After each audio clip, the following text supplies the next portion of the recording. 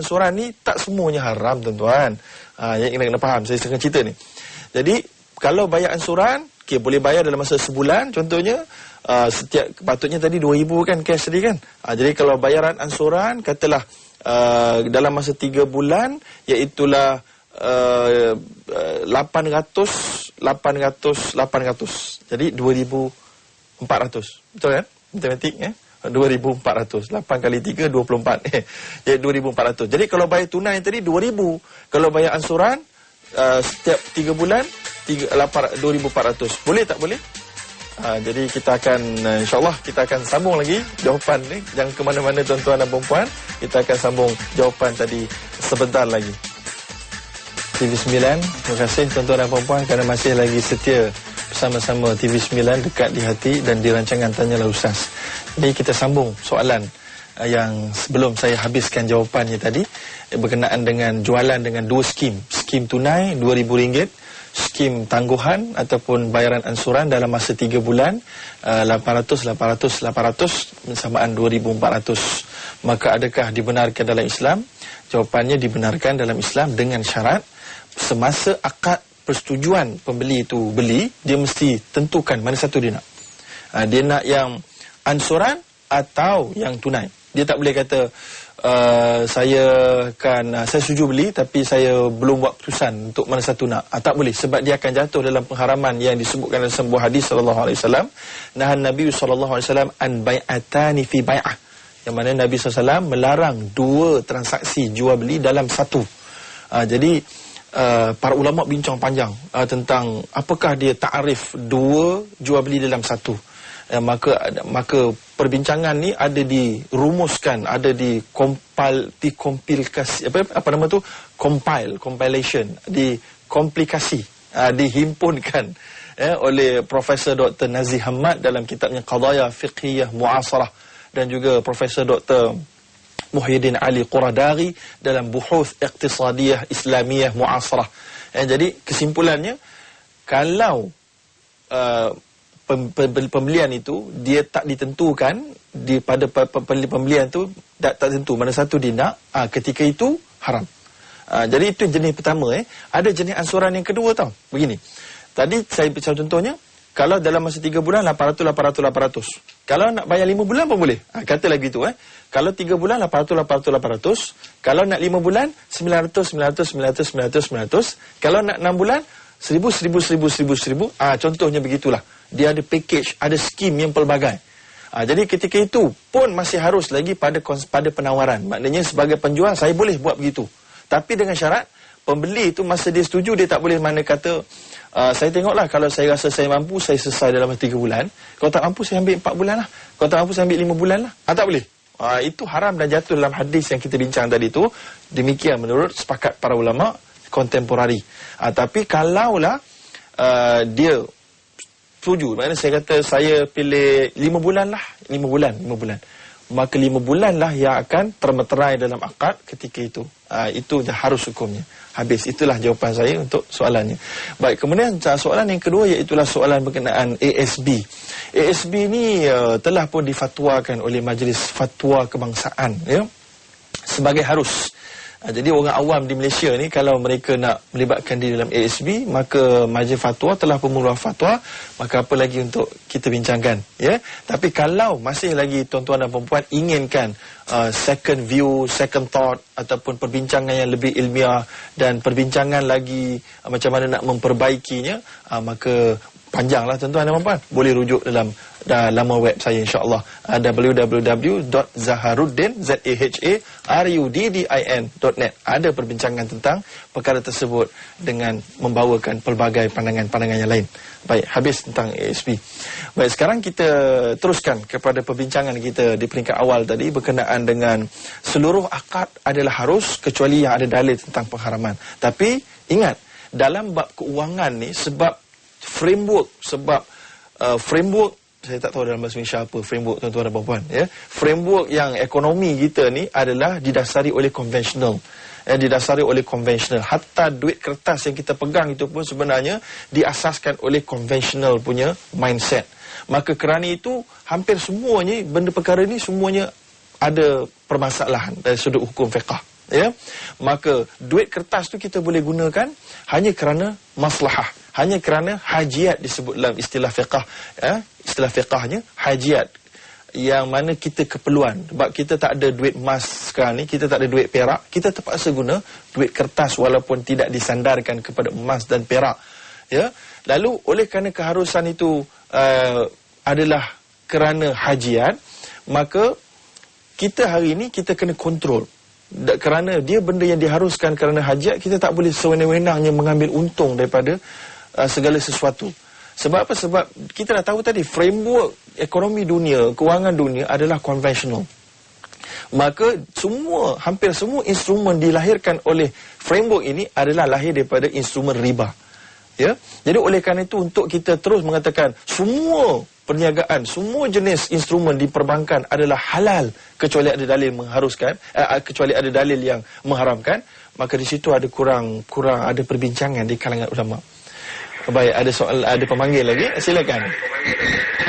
Assalamualaikum Ustaz. Waalaikumsalam. Boleh jauh sikit dari televisyen tak, sebab suara tuan berdengung sikit. Terima kasih. Silakan. Ya Ustaz. Ya. Saya nak bertanya mengenai perniagaan yang agak popular sekarang lah, iaitu perniagaan MLM, multi-level marketing.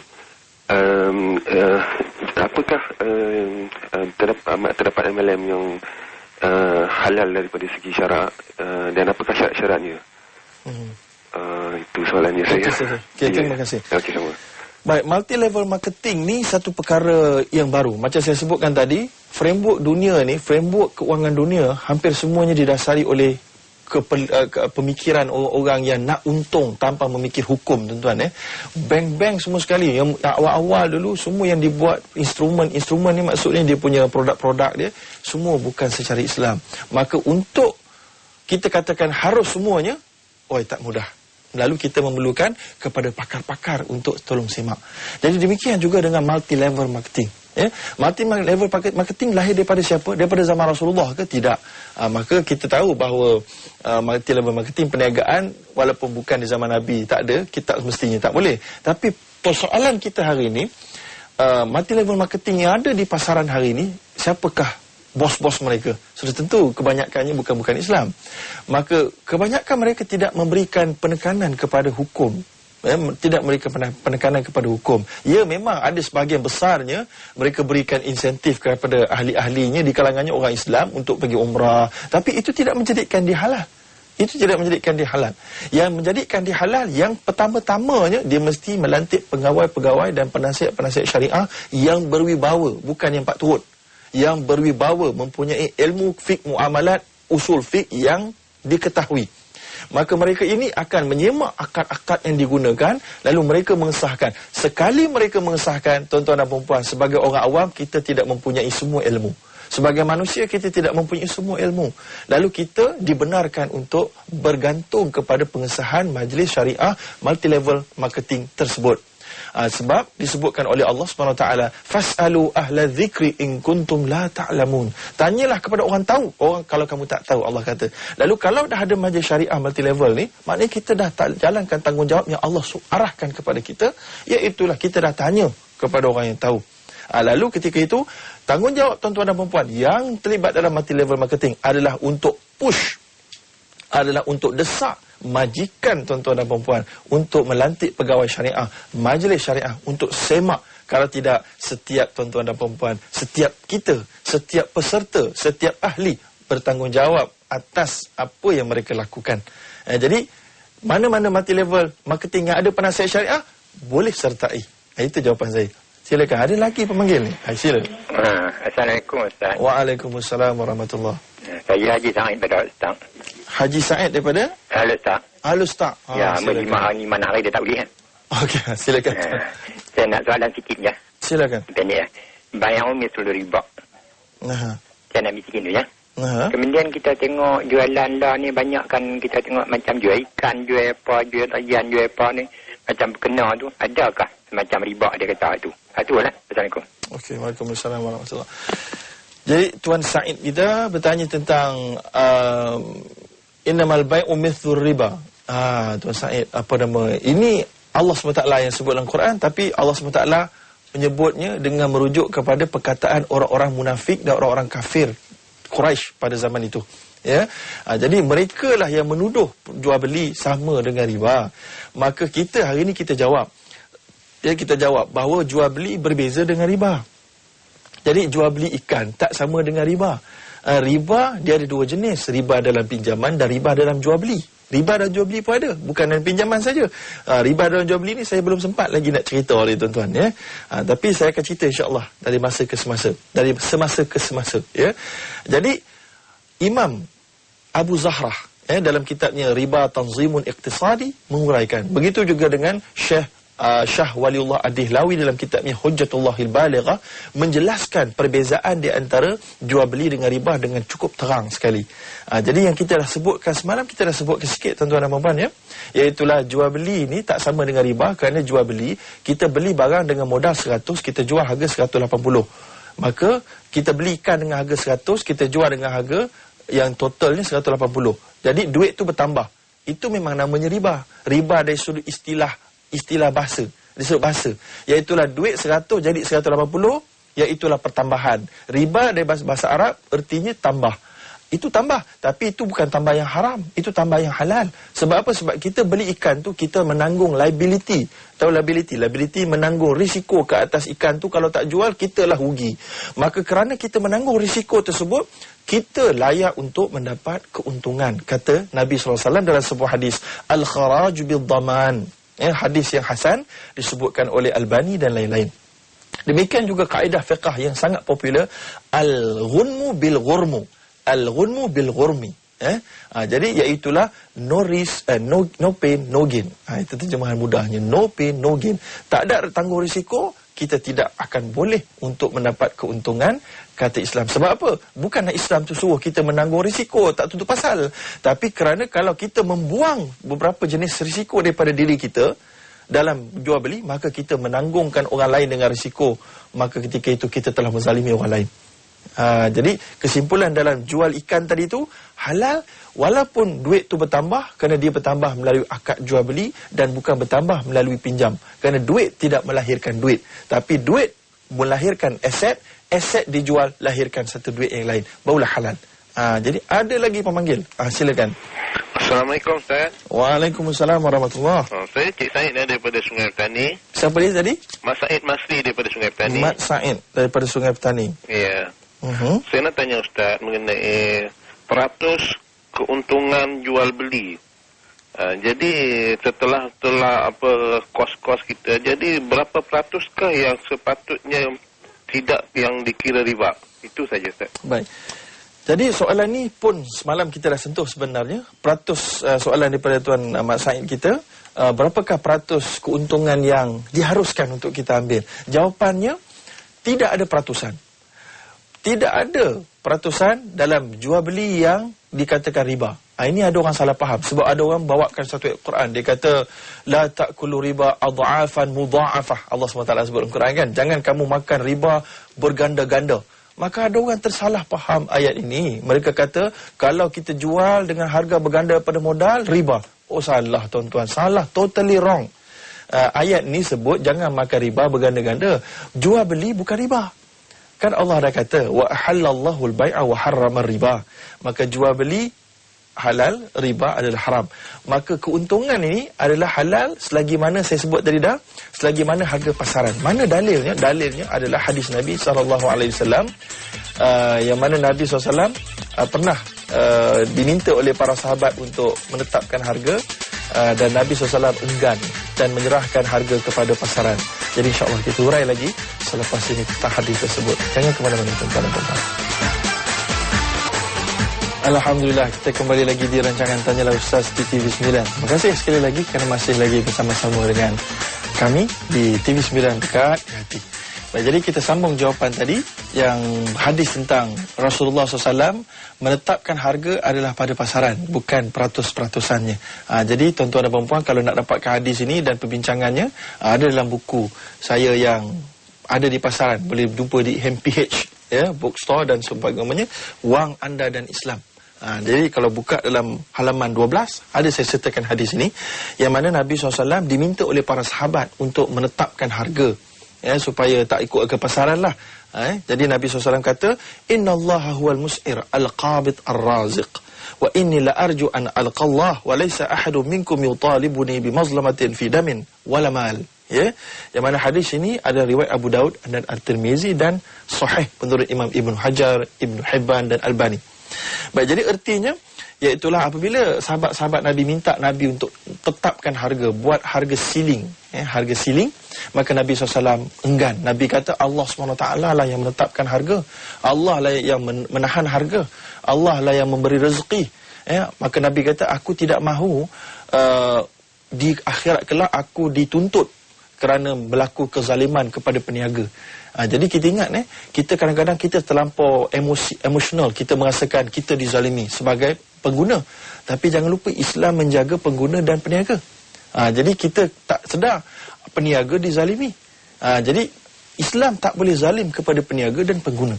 Tapi biasanya pengguna lagi ramai daripada peniaga, lalu ramailah yang komen daripada yang membantu dan support.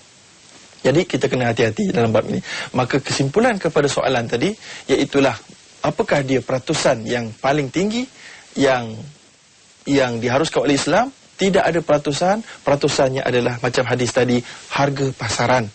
Walaupun 200%, walaupun 2000%, malah disebutkan dalam satu buku saya yang lain, yang ini sebagai contoh, Panduan Perbankan Islam, terbitan Telaga Biru. Dalam ini saya ada nyatakan bukti bahawa pernah seorang sahabat Nabi yang hebat, antaranya Az-Zubair Al-Awwam dalam halaman 14. Az-Zubair bin Al-Awwam ini pernah menjual sesuatu barang aset dia lebih daripada 100 kali ganda lagi. Lebih daripada 100 kali ganda. Jadi boleh rujuk dalam kitab Syiar A'lam Nubala oleh Imam Az-Zahabi pun ada disebutkan, dan demikian juga dalam kitab Usul Masarif Al-Islami dan seumpamanya. Jadi boleh sebenarnya jual lebih daripada harga 100%, 2000% pun tak apa, selagi mana pasaran Malaysia menerimanya. Bila dia dikeluar dari harga pasaran, barulah dia boleh menjadi masalah. Iaitulah dinamakan ghabnun. Yang mana dalam mazhab Maliki, disebutkan dalam kitab Al-Kafi, bahawa dalam mazhab Maliki, kalau lebih daripada 1/3 daripada harga pasaran, contohnya harga sekotak air mineral berapa di Malaysia? RM1.40, tiba-tiba kita jual RM5. Itu bukan riba, itu dinamakan ghabnun fahish. Kalau kita jual RM5 tu kepada orang asing, pelancong asing ni duit dia besar, dia tak tahu harga pasaran, kita pun saja tipu dia. Kita kata harga ni 1 pound sama dengan RM5.70, padahal harga di Malaysia RM1.40. Itu dinamakan ghabnun mustarsil. Dalam fiqh Islam, ghabnun mustarsil ni hukumnya haram. Nabi SAW ada sebutkan pengharamannya, yang Nabi kata ia adalah satu kezaliman. Jadi kita ada lagi pemanggil. Jadi habis kat situ jawapannya. Silakan, ada pemanggil. Assalamualaikum Ustaz. Waalaikumsalam. Nama saya Muhammad Sahizan daripada Kuala Lumpur. Muhammad Sahizan, silakan daripada saya tanya masalah ni mengenai dua perkara. Satu tentang bainah. Bainah ni dekat Malaysia, setahu saya Ustaz, ada setengah institusi perbankan menggunakan produk ini. Walhal setengah ulama yang terkenal di Timur Tengah mengatakan bainah ni ialah sesuatu helah yang menghalalkan transaksi yang haram. So minta Ustaz komen tentang hal tu. Lagi satu tentang masalah bai'adain. Bai'adain ni di Timur Tengah dikatakan haram, tapi dekat Malaysia kita katakan boleh. So because berdasarkan ada satu hadis di mana Rasulullah pernah meminjam pada seseorang, lepas tu bila dia bayar balik awal, dia mendapatkan diskaun. Maka dalam Malaysia menggunakan itu sebagai alasan untuk buat jadi sebagai membolehkan. Walhal di Timur Tengah dia kata benda tu ialah untuk finance sesuatu hutang. Baik, alhamdulillah. Saya faham soalannya. Baik, jadi waalaikumsalam warahmatullahi. Soalan yang pertama tentang Bai'ul Inah yang diamalkan di bank-bank Islam di Malaysia. Bai'ul Inah ni saya berikan contoh begini. Bai'ul Inah ni saya nakkan duit. Saya pergi ke bank Islam, saya kena nak cash. Kalau saya pergi bank konvensional, saya buat pinjaman dengan riba, saya tak mau. Saya pergi ke bank Islam buat apa? Bank Islam jual dia punya komputer sebagai contoh. Jual apa-apa aset bank Islam. Contohnya saya nak pinjam 5,000. Kalau pergi bank konvensional haram. Saya pergi bank Islam. Bank Islam buat macam mana? Bank Islam jual komputer dia kepada saya dengan harga 6,000. 6,000. Ingat 6,000.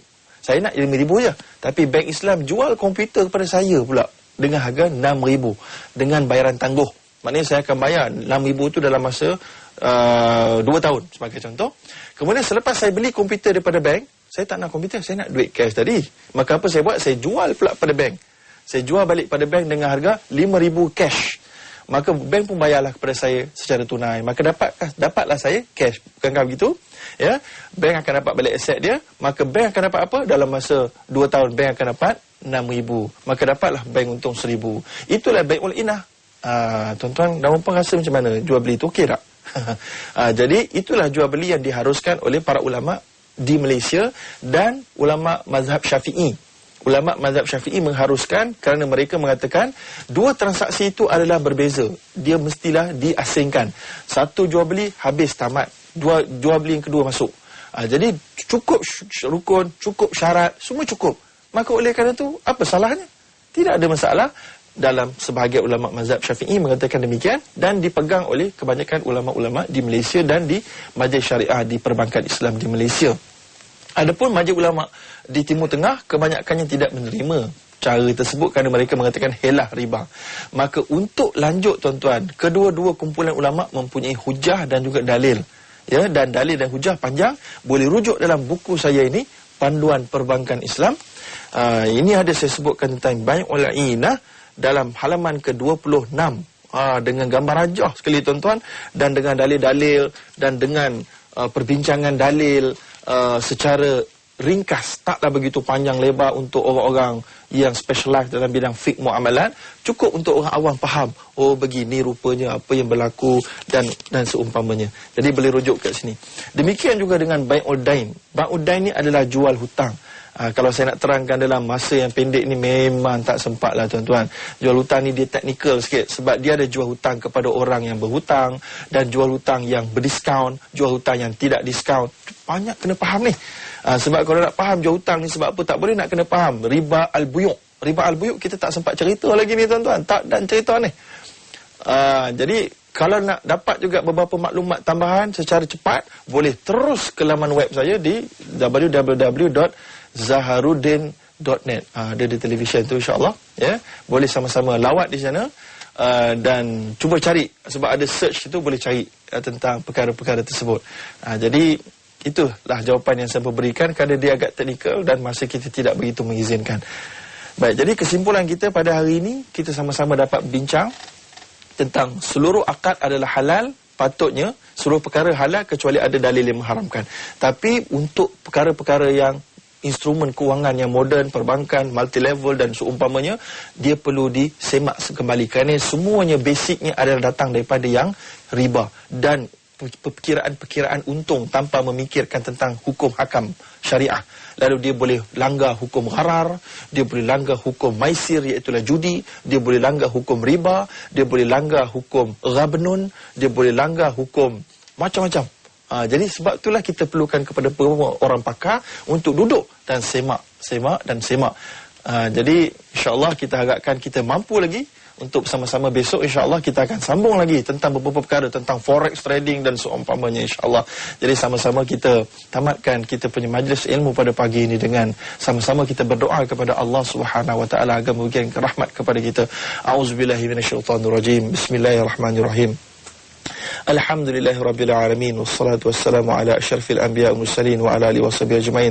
Rabbana atina fid dunya hasanah wa fil akhirati hasanah wa qina azabannar. Rabbana zalamna anfusana wa illam taghfir lana wa tarhamna lanakunanna minal khasirin.